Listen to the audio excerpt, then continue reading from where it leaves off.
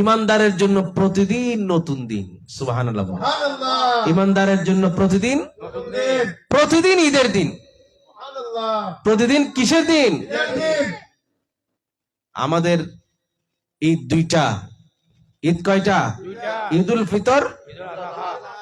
আমরা যখন ঈদে মিলাদুন নবী বলি তখন একটা প্রশ্ন আমাদেরকে দেওয়া হয়, ঈদ তো দুইটা, আপনারা আর একটা কোথায় পাইলেন?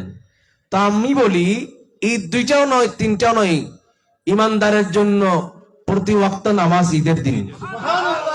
প্রতি ওয়াক্ত নামাজ এটা কি? ঈদ। কারণ সালাতু মিরাজুল, এই নামাজের মাধ্যমে আমার সাথে আমার মালিকের সাথে সাক্ষাৎ হবে। আমার মুনিবের সাথে যখন আমার সাক্ষাৎ হবে, এটা আমার জন্য নিশ্চয়ই ঈদের দিন হবে, নিশ্চয়ই আনন্দের সময় হবে। ঈদ মানে খুশি, ঈদ মানে আনন্দ। আমার জন্য কি হবে? বন্ধুগণ, আজকে যে দিনটা চলে যাচ্ছে কিয়ামত পর্যন্ত এই দিন আর হাদিস শুনুন। আমার রাসূল নবুয়তের জবানে ইরশাদ করছেন, মা মিন ইয়াউমিন ইয়াশাক্কু ফাজরাহু ইল্লা ওয়া ইউনাদি। যখন প্রতিদিন ফজর হয়, একটা দিন শুরু হয় ফজর হওয়ার মধ্য দিয়ে, ওই দিন আল্লাহর বান্দাকে ডাক দেয়, হে আল্লাহর বান্দা, ইয়া ইবনা আদম আনা খালকুন জাদীদ, আমি তোমার কাছে একটা নতুন দিন এসেছি, নতুন সৃষ্টি এসেছি। ওয়া আলা আমালুকা শাহীদ, আমি তোমার আমলের উপরে সাক্ষী হব। সুবহানাল্লাহ বলেন। ফাতাজাওয়াদ মিন্নি, সুতরাং তুমি আমি দিনকে ভালো কাজে ব্যবহার করো, আমাকে আমার কাছ থেকে তুমি ফায়দা গ্রহণ করো, আমার কাছ থেকে তুমি ফয়েজ গ্রহণ করো, আমাকে ইউটিলাইজ করো, আমাকে সঠিকভাবে ব্যবহার করো। ফাইন্নী ইযা মাদাইতু, যখন আমি চলে যাব, আজকের দিন, আজকে জুমাবার যখন আমি চলে যাব, লা আউদু ইল্লা আউদু ইলা ইয়াউমিল কিয়ামা, আজকে জুমাবার, আজকে যেটা চলে গিয়েছে, ওই দিন আমাকে বলে, আপনাকে বলে, কিয়ামত পর্যন্ত আমি তোমার কাছে আর কোনোদিন আসবো না। কথা বলেন ঠিক কিনা? জুমাবার আরেকটা আসবে, কিন্তু আজকের এই মুহূর্ত আর আসবে না।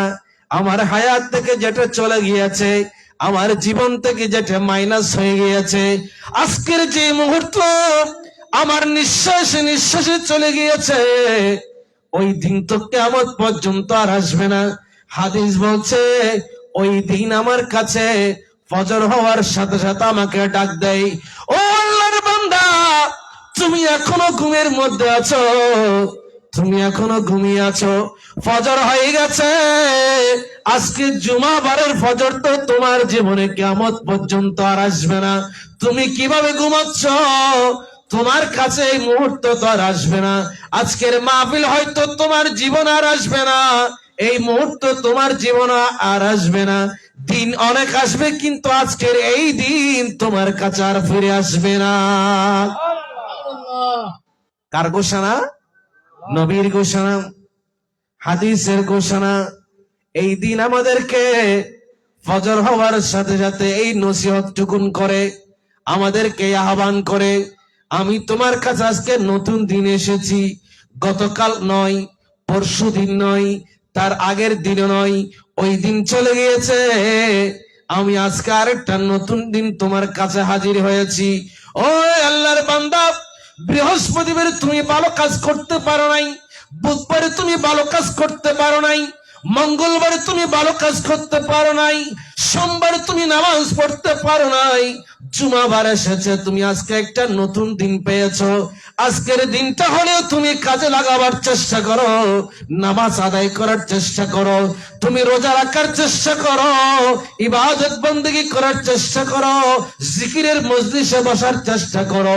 আজকের দিন যেহেতু তোমার জন্য নতুন, তুমি আল্লাহর জন্য নতুন নতুন ইবাদত করে তোমার আমলকে, তোমার আমল নামাকে সমৃদ্ধ করার চেষ্টা করো। জোরে বলেন সুবহানাল্লাহ।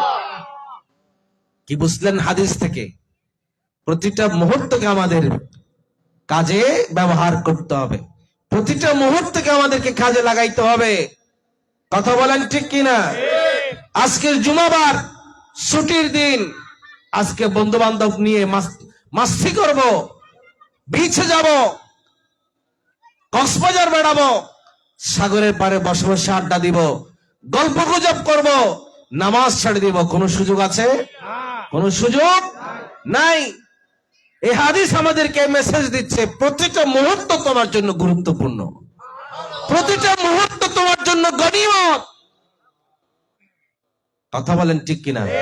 এই কারণে আমরা যখনই সুযোগ পাবো ভালো কাজের জন্য আমরা নিজেদেরকে তৈয়ার করব। কথা বলেন, যখনই আমরা সুযোগ পাবো, এই ধরনের মজলিস পাবো, জিকিরের মজলিস পাবো, আমরা সাথে সাথে ওই মজলিসের মধ্যে বসে যাব ইনশাআল্লাহ। বলি